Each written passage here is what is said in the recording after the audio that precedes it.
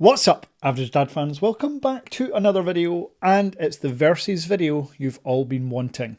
Last month I released my versus between the Honor Magic V6 and my daily driver, the Vivo X Fold 6, and a lot of comments were wondering, why didn't you do the N6 versus? Well, apologies for the delay, but here you go. And just for good measure, I've thrown in some sprinkling of the Samsung Z Fold 7. I was going to title this video the Z Fold 8 Ultra because it's the same phone as the 7, but I ain't no clickbait merchant unlike others. So, without further ado, let's talk hardware, software, and all that good stuff. Let's go.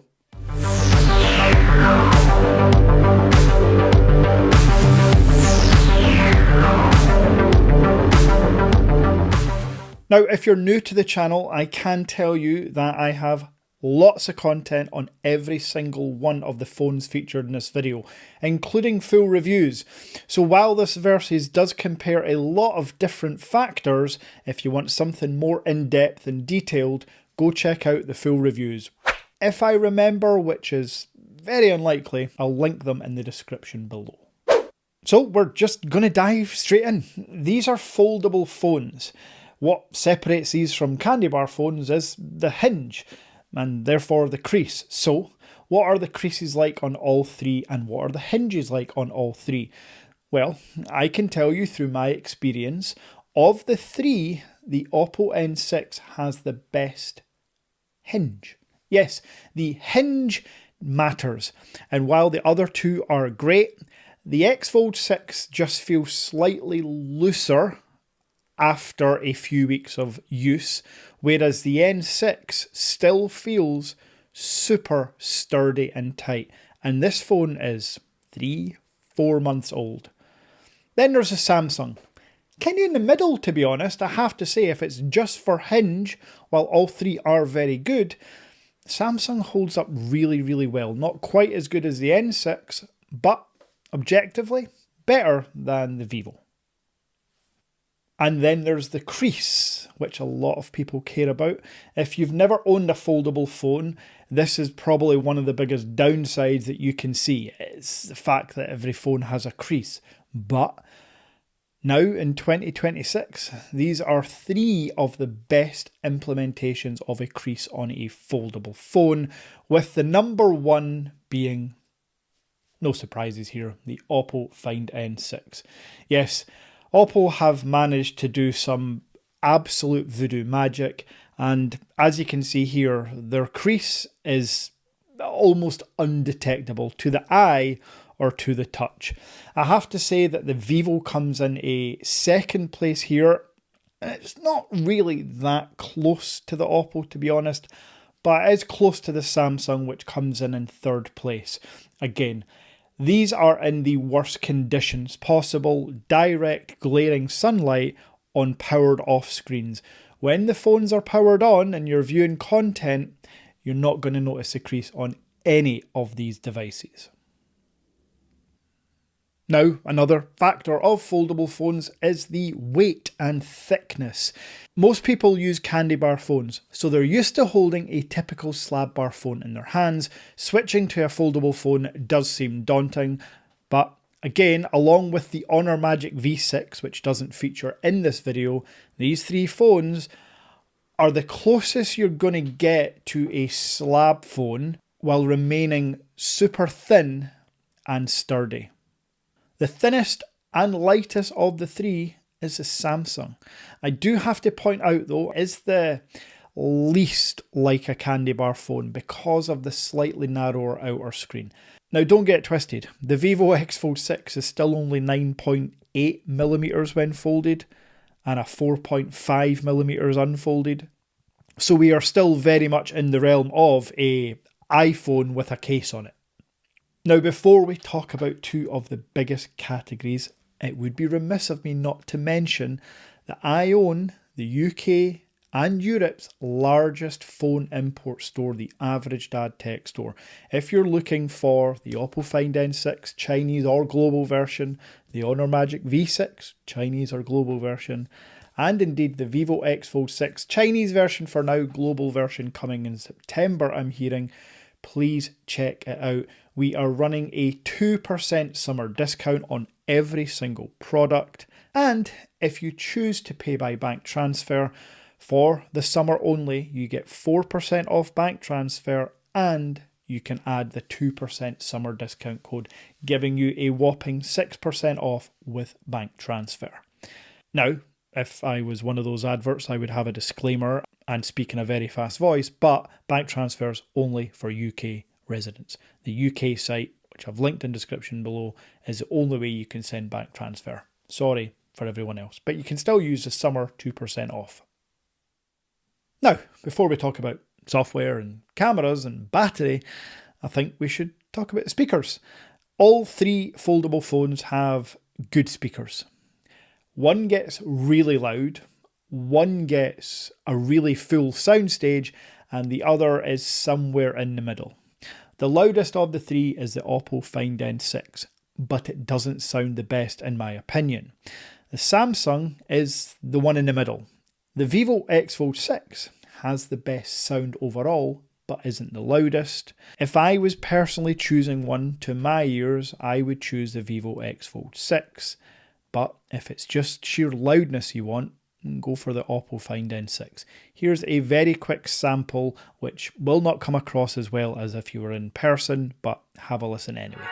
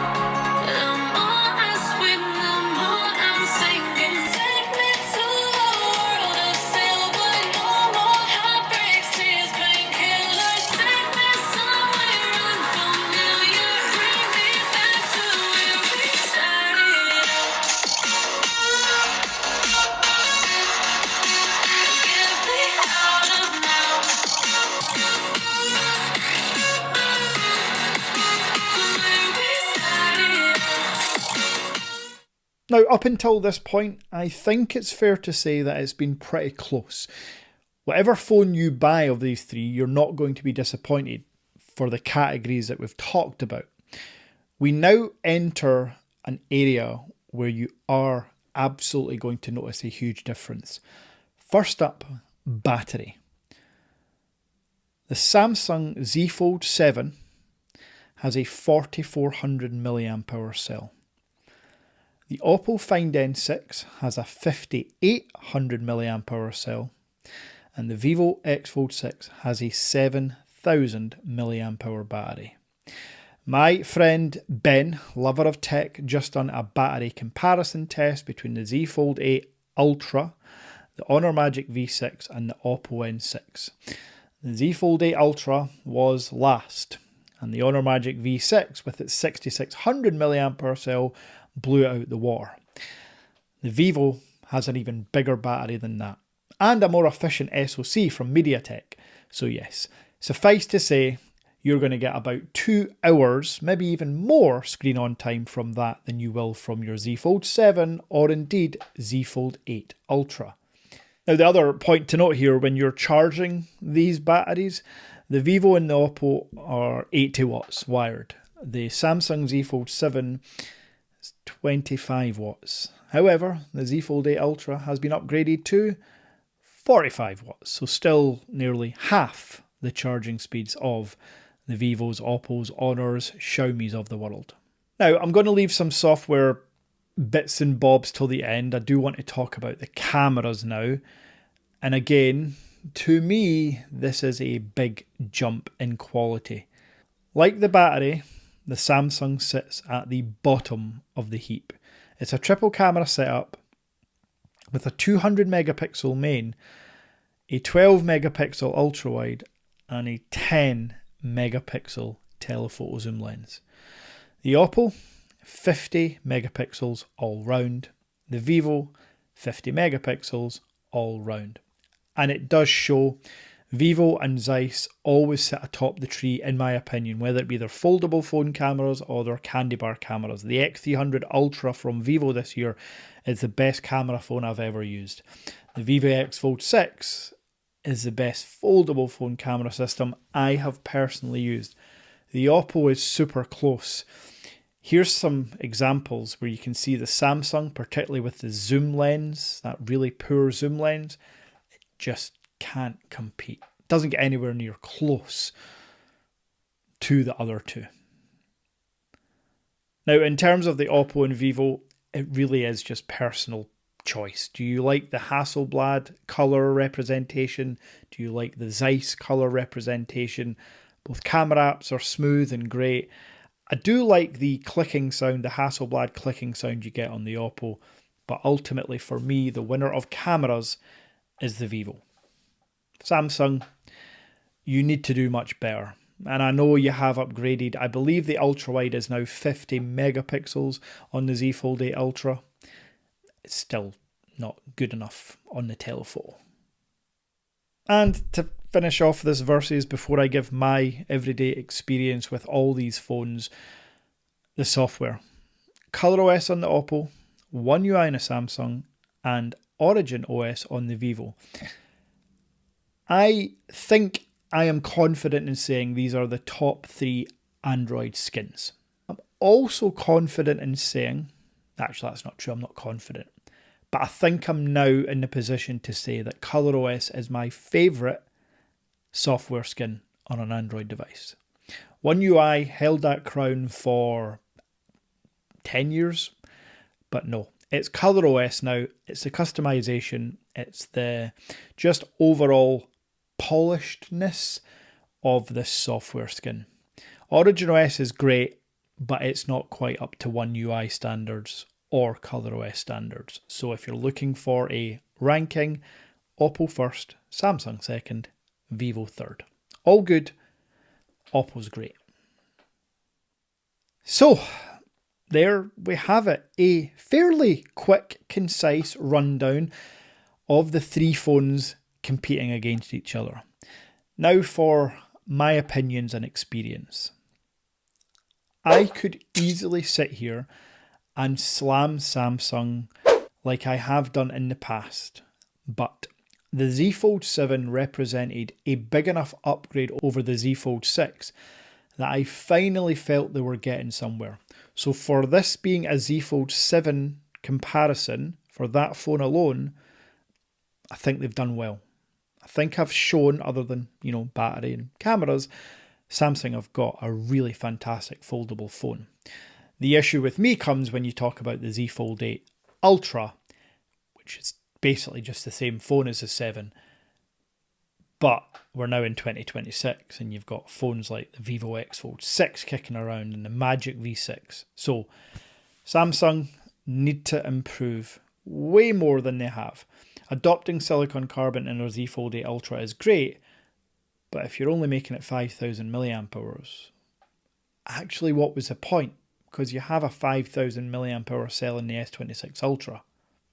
Yeah, don't get me started on that, but in terms of this, Samsung have done well. Vivo have smashed it. It's my daily driver. I love the Vivo, and I am biased towards Vivo anyway, especially now that this is a bit of recency bias. However, even with recency bias, even with my love for Vivo, if I'm being entirely honest, the best foldable phone of this year and any previous year is the Oppo Find N6. It nails every single category, and when it doesn't nail the category, it's damn near close to the top. I cannot find a single flaw with this device. While things can obviously be improved, which I'm sure they will be on the N7, there is no fault or flaw. And the fact that you can pick it up for like £1,400 global through the Average Dad Tech store, it's honestly a no-brainer. It's £500 cheaper than the Z Fold 8 Ultra. Madness. So, the Oppo is the winner. The Vivo is still my daily driver. I know, go figure. And the Samsung is a good effort, the Z Fold 7. If you've enjoyed this Versus, please smash subscribe because I will be back with a full Versus between the Vivo X Fold 6, the Oppo Find N6 and the Samsung Z Fold 8 Ultra. And there'll be content on my newly acquired Samsung Z Fold 8, the ultra wide one. That actually does excite me. If you've enjoyed this video, go ahead and smash like. And until next time.